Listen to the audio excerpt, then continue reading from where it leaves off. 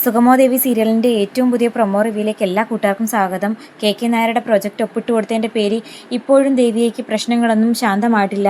സമരങ്ങളും പ്രതിപക്ഷവും പറയുന്ന ഓരോ കുത്തുവാക്കുകളും എന്തിനു പറയുന്നു, ജനങ്ങൾ പോലും ദേവികയെ കുറ്റപ്പെടുത്തി സംസാരിക്കുമ്പോൾ അതെല്ലാം കേട്ട് നന്ദുവും പ്രഭാവതിയും കാരണമാണ് ഈ പ്രൊജക്റ്റ് ഒപ്പിട്ട് കൊടുക്കേണ്ടി വന്നേ എന്നുള്ള സത്യം തുറന്നു പറയാതെ നിൽക്കുന്ന ദേവിയേക്ക് വീണ്ടും കനത്തൊരു തിരിച്ചടി നന്ദനായിട്ടുണ്ടാക്കി കൊടുക്കുന്നു. മറ്റൊന്നുമല്ല, DYSP ഐസക് സാർ പറഞ്ഞിരിക്കുന്ന ഒരു ഫയൽ മോഷ്ടിച്ചുകൊണ്ട് കൊടുക്കുകയാണ് നമ്മുടെ നന്ദൻ ചെയ്യാൻ പോകുന്നത്.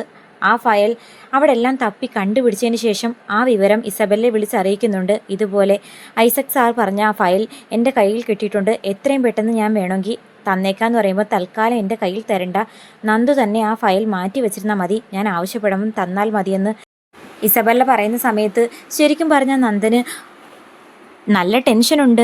ഇനി ഈ ഒരു കാര്യം കൂടി ആകുമ്പോഴത്തേക്കും ദേവികയെ അത് വല്ലാതെ ബാധിക്കുമോ? എങ്കിലും തനിക്ക് ഇസബെല്ലെ വെറുപ്പിക്കാനും വേദനിപ്പിക്കാനും പറ്റില്ല. ഇസബെല്ല ആവശ്യപ്പെട്ട കാര്യം നടത്തി കൊടുത്തില്ലെങ്കിൽ നന്ദന് വല്ലാത്ത സങ്കടമാണ്. അതിൻ്റെ പേരിനാണ് ഇപ്പം ദേവിയയ്ക്ക് ഇതൊരു വല്ലാത്ത പ്രശ്നമുണ്ടാക്കുമെന്ന് അറിഞ്ഞിട്ട് പോലും ആ ഫയൽ മോഷ്ടിച്ച് ഇസബെല്ലയ്ക്ക് കൊടുക്കാൻ പോകുന്നത്. എന്നാൽ അതിനിടയ്ക്ക് പ്ലാന്റ് ഉദ്ഘാടനത്തിൻ്റെ കാര്യം അറിഞ്ഞ് ഗിരീഷും, അതായത് ദേവികയുടെ പ്രതിപക്ഷ പാർട്ടിയായിട്ടുള്ള ഗിരീഷും അനുയായികളും ചേർന്ന് കെ നായരുടെ പ്ലാന്റ് ഉദ്ഘാടന ദിവസം അവിടെ ചെന്ന് പ്ലാന്റ് ഉദ്ഘാടനം തടസ്സപ്പെടുത്തുന്നുണ്ട്. സമരമൊന്നും കാണാൻ പറഞ്ഞ് ഒറ്റയൊരെണ്ണം എൻ്റെ പ്ലാന്റിലേക്ക് കാണാൻ കയറിക്കഴിഞ്ഞാൽ എൻ്റെ സ്വഭാവം മാറുമെന്ന് പറഞ്ഞുകൊണ്ട് കെ നായരാണെങ്കിൽ ഗിരീഷിനെ കൈ തടഞ്ഞ് പിടിച്ചു നിർത്തുന്ന സമയത്ത് ചില അനുയായികൾക്ക് അത് ഒട്ടും ഇഷ്ടപ്പെടുന്നില്ല. അതിൻ്റെ പേര് കെ നായരെ പിടിച്ച് തള്ളുന്നു. ഭിത്തിയിലേക്ക് ചെന്ന് ആഞ്ഞിടിച്ച് വീഴുന്ന കെ നായരാണെങ്കിൽ ഇതിൻ്റെ പേര് ഒരു പോലീസ് കംപ്ലൈൻറ്റ് കൊടുക്കുകയും ചെയ്യുന്നു. കാരണം അനുമതിയില്ലാതൊന്നും അല്ലല്ലോ ഉദ്ഘാടനം തീരുമാനിക്കുകയും അത് നടപ്പാക്കാൻ ശ്രമിക്കുകയും ചെയ്യുന്നത്.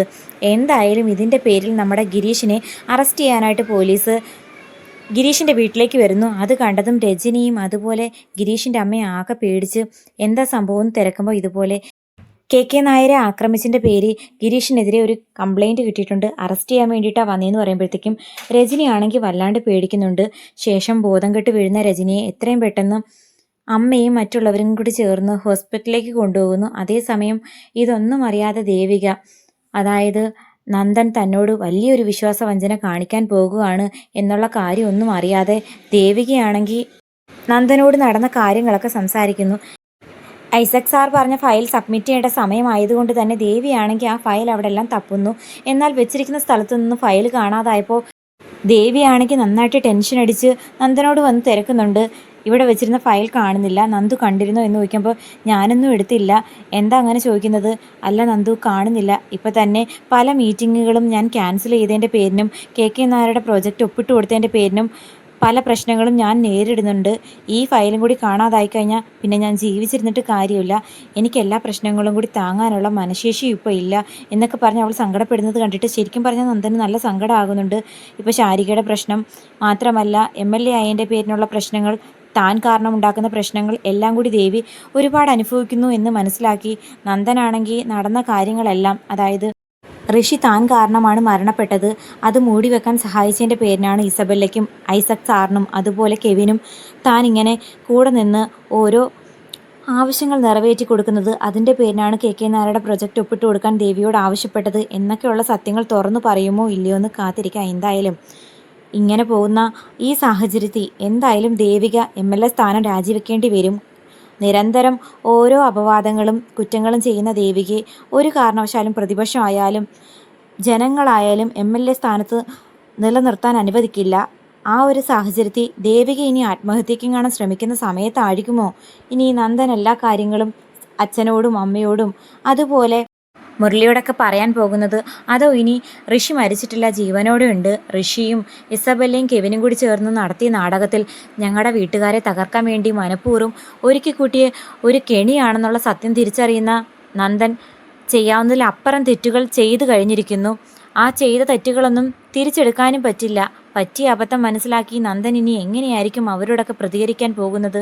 ഇസബെല്ലയാണെങ്കിൽ മറ്റുള്ളവർക്കൊക്കെ പ്രൊജക്റ്റ് ഒപ്പിട്ട് മേടിക്കാനും അതുപോലെ ഫയൽ മേടിക്കാനും ആണെന്നുണ്ടെങ്കിൽ ഇസബെല്ലയ്ക്ക് ദേവിയെ നന്ദൻ്റെ ജീവിതത്തിൽ നിന്ന് ഒഴിവാക്കി ജീവിതകാലം മുഴുവനും നന്ദൻ്റെ ഭാര്യയായിട്ട് ചന്ദ്രോത്ത് വീട്ടിൽ നന്ദനോടൊപ്പം താമസിക്കാനാണ് ആഗ്രഹിക്കുന്നത്. അങ്ങനെ ഇരിക്കെ ഋഷി മരിച്ചിട്ടില്ല എന്നുള്ള സത്യം തിരിച്ചറിഞ്ഞു കഴിഞ്ഞാൽ ഉറപ്പായിട്ട് നമ്മുടെ നന്ദന് ഒരിക്കലും ഇസബെല്ലയെ ആ പഴയ രൂപത്തിൽ സ്നേഹിക്കാൻ പറ്റില്ല.